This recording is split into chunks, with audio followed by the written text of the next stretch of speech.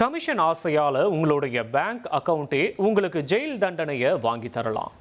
RBI எச்சரிக்கும் மணி மியூல் ஆபத்து என்னன்னு விளக்க இணைகிறார் தொகுப்பாளர் கவிதா.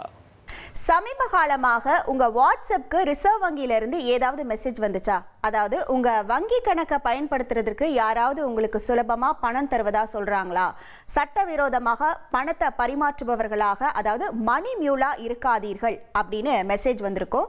நாம வழக்கமா என்ன பண்ணுவோம்? நம்ம ஃப்ரெண்ட்ஸோ இல்ல ஃபேமிலியோ வந்து, டேய் என் அக்கௌண்ட்ல கொஞ்சம் பிரச்சனை, உன் பேங்க் அக்கௌண்ட்டை கொஞ்சம் கொடு அப்படின்னு கேட்டா யோசிக்காம கொடுத்து ஹெல்ப் பண்ணுவோம்.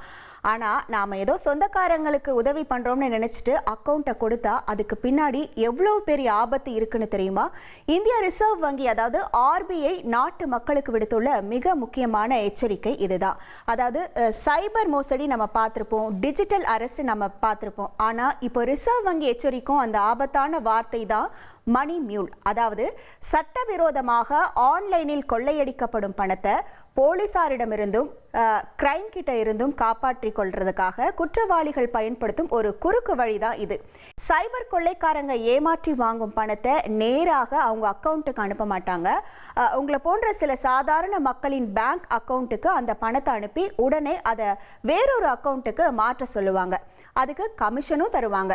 உதாரணத்துக்கு உங்க அக்கௌண்ட்ல பணம் போடுறோம், அதை வேற அக்கௌண்ட்டுக்கு அனுப்பினா உங்களுக்கு 2000 ரூபாய் கமிஷன் தரும் அப்படின்னு ஒருத்தர் சொன்னா அது மணி மியூல் மோசடியாக கூட இருக்கலாம்.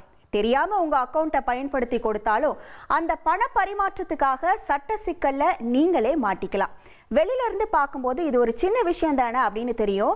ஆனா போலீஸ் விசாரணைன்னு வரும்போது அந்த திருட்டு பணம் உங்களது அக்கௌண்ட் வழியா தான் போயிருக்கும். அப்போ ஒட்டுமொத்த படியும் உங்க மீது தான் விழும். யோசிச்சு பாருங்க, திருடருக்கு உடந்தையா இந்த குற்றத்துக்காக நீங்க தான் ஜெயிலுக்கு போக வேண்டியிருக்கும். சரி, இதுல இருந்து நம்ம எப்படி காத்து கொள்ளலாம் அப்படிங்கிறதுக்கு ஆர்பிஐ ஒரு 3 முக்கியமான விஷயங்களை சொல்லியிருக்கு. அது என்னன்னு பார்க்கலாம். முதல்ல, உங்க பேங்க் அக்கௌண்ட் கைமாறக்கூடாது.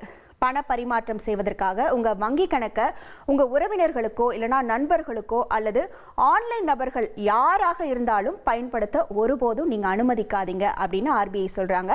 அடுத்து ரெண்டாவது பார்த்தீங்கன்னா, தெரியாத பணத்திற்கு நீங்க தான் பொறுப்பு. உங்க அக்கௌண்ட்ல திடீர்னு யாராச்சும் பணம் போட்டா நீங்க அச்சோ தப்பா ஏறிடுச்சு போல அப்படின்னு நீங்களே அதை வேற யாருக்காவது அனுப்பி விடக்கூடாது. ஏன்னா அது திருட்டு பணமா கூட இருக்கலாம். அப்படி நீங்க வேற யாருக்காவது பாஸ் பண்ணி விட்டீங்க அப்படின்னா போலீஸ் உங்களை தான் குற்றவாளின்னு நினைச்சு கைது பண்ணுவாங்க. அதனால அப்படி தெரியாம பணம் உங்க அக்கௌண்ட்ல வந்துச்சுன்னா கூட உடனே உங்க பேங்க்குக்கு ஃபோன் பண்ணி கம்ப்ளைண்ட் பண்ணுங்க. அதுதான் நமக்கு சேஃபு. மூணாவது பார்த்தீங்கன்னா, ரகசியங்களை வெளியில சொல்லாதீங்க. அதாவது உங்களோட ஏடிஎம் கார்டு பின் எண், அப்புறம் பாஸ்வேர்டுகள் மற்றும் ஓடிபி எண்களை எப்போதுமே யாருக்கிட்டேயுமே, அதாவது அவங்க வங்கி அதிகாரியாவே இருந்தா கூட நீங்க அதை சொல்லவே கூடாது.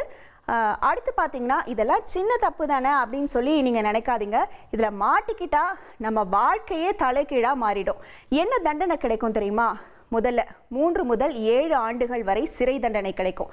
சைபர் கிரைம் சட்டம் ஐடி ஆக்ட் செக்ஷன் 66D மற்றும் மோசடி வழக்குகளின் ஐபிசி செக்ஷன் 420 கீழ் குற்றத்தின் தீவிரத்தை பொறுத்து 3 ஆண்டுகள் முதல் 7 ஆண்டுகள் வரை சிறை தண்டனை கிடைக்க வாய்ப்பு இருக்கு. ரெண்டாவது பார்த்தீங்கன்னா, பண மோசடி பிரிவின் கீழே நம்ம மேல வழக்கு பதிவு செய்வாங்க. ஒருவேளை பெரிய அளவிலான பண பரிமாற்றங்களில் தொடர்புடையதாக இருந்துச்சு அப்படின்னா பண மோசடி தடுப்பு சட்டத்தின் கீழ், அதாவது PMLA கீழ் 3 ஆண்டுகள் முதல் 7 ஆண்டுகள் வரை, சில சமயத்துல 10 ஆண்டுகள் வரை கூட கடுங்காவல் சிறை தண்டனை விதிக்கப்படலாம் அப்படின்னு சொல்றாங்க.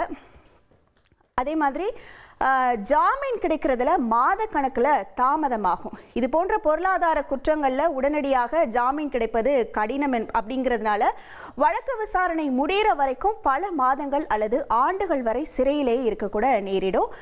நான்காவது பார்த்தீங்கன்னா, உங்களோட பாஸ்புக் முடக்கம், அப்புறம் பிளாக். உங்களுடைய ஒட்டுமொத்த வங்கி கணக்குகளும் முடக்கப்படும். எதிர்காலத்தில் எந்த வங்கியிலுமே உங்களால் லோனோ அக்கௌண்ட்டோ தொடங்க முடியாது. தமிழகம் முழுவதும் இந்த மணி மியூல் மோசடியில் ஈடுபட்டதாக 600க்கும் மேற்பட்டோர் கைது செய்யப்பட்டிருக்காங்க. மணி மியூல் கணக்கு மூலமா பல கோடி ரூபாய் பரிமாற்றம் நடந்திருப்பதும் கண்டுபிடிக்கப்பட்டிருக்கு. இதில் பலரும் கமிஷனுக்கு ஆசைப்பட்டு தங்களோட பேங்க் அக்கௌண்ட்டை கொடுத்த அப்பாவி பொதுமக்கள் தான் அப்படிங்கிறது குறிப்பிடத்தக்கது. சுலபமா வரும் ஆசை வார்த்தைகள் எல்லாமே ஆபத்தில் முடியும் என்பதற்கு இதுவே மிக சிறந்த உதாரணம். சும்மா வர்ற கமிஷனுக்காக உங்களுடைய மொத்த வாழ்க்கையையும் நிம்மதியையும் எந்த காரணம் கொண்டு அடமான வச்சிடாதீங்க. ஆர்பிஐ நமக்கு தரும் ஒரே அட்வைஸ் இதுதான். விவரமா இருங்க, எச்சரிக்கையா இருங்க. இனி செல்லும் இடமெல்லாம் செய்தி. தந்தி டிவியின் வாட்ஸ்அப் சேனலை ஃபாலோ பண்ணினா செல்ல இருக்கும் இடமெல்லாம் செய்தி. இதோ QR கோட் இப்பவே ஸ்கேன் பண்ணுங்க, ஃபாலோ பண்ணுங்க.